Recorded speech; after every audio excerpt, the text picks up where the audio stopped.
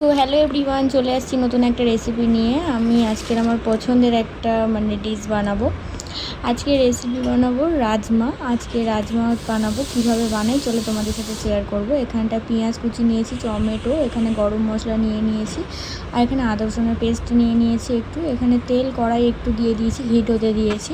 Hit হলে এখানটায় জিরে এবং শুকনো লঙ্কা কয়েকটা নিয়ে নিয়েছি, নিয়ে দিয়ে দেবো যতক্ষণ না এটা লাল লাল মতো ভাব চলে আসছে। তারপরে আমি এখানটায় লবঙ্গ, দুটো দারচিনি দিয়ে দিয়েছি, দিয়ে তেজপাতা দিয়ে দেবো ভালোভাবে। দিয়ে এবার পেঁয়াজটাকে দিয়ে ভালোভাবে এটাকে নাড়িয়ে চাড়িয়ে নেবো। একটু নাড়িয়ে চাড়িয়ে লাল লাল করে ভেজে নেবো। যতক্ষণ না পেঁয়াজটা একটু গলবে ততক্ষণ না একটু ভালোভাবে নাড়িয়ে চাড়িয়ে নেব। নাড়িয়ে চাড়িয়ে নিয়ে যখন দেখব এটা একটু গলে যাচ্ছে, তখন আমি এখানটায় টমেটো অ্যাড করব। কিন্তু এখন একটু গলেনি, নুন দিয়ে দিয়েছি যার কারণে তাড়াতাড়ি গলে যায়। এরপরে আমি টমেটোটা দিয়ে দেব। টমেটো কুচি কুচি রাখছিলাম, দেখছো এটা কুচানোটা দুটোই কিন্তু সেম, ছোট ছোট করে একদম কুচিয়ে রাখছি। টমেটোটা যতক্ষণ না গলে যাবে ততক্ষণ আমি আবার নাড়তে থাকবো। এটা 2-3 মিনিট ধরে ভালোভাবে এটা নাড়িয়ে চাড়িয়ে নেবো যতক্ষণ না গলে যাচ্ছে। তারপর সমস্ত রকম মশলা ইউজ করব। আমি নুনের পরিমাণটা এবার একেবারেই দিয়ে দিয়েছি। নুনের পরিমাণটা দিয়ে দিয়েছি, জিরে গুঁড়ো, এরপরে ধনে গুঁড়ো একটু পরিমাণ মতো দিয়ে দিয়েছি।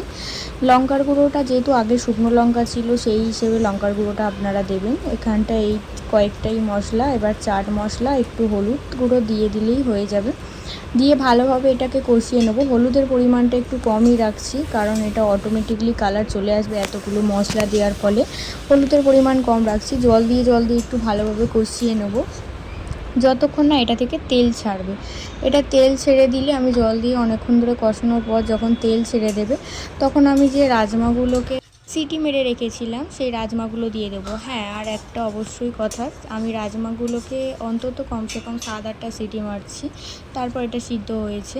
দেখতেই পাচ্ছ ওটা তেল ছেড়ে দিয়েছে। তারপর আমি রাজমাটাকে দিয়ে দিয়েছি, দিয়ে ভালোভাবে এটাকে নাড়িয়ে চাড়িয়ে নেব কিছুক্ষণ। ভালোভাবে এর সাথে যেন মশলাটা ঢুকে যায়, সেই জন্য ভালোভাবে এটা নাড়িয়ে চাড়িয়ে নেবো। নিয়ে নিলেই ফুটে উঠলে তৈরি রাজমা রেসিপি। আজকে রাজমাটা দেখো কতটা সুন্দর দেখতে হয়েছে, দেখতে যেমন খেতেও তেমন।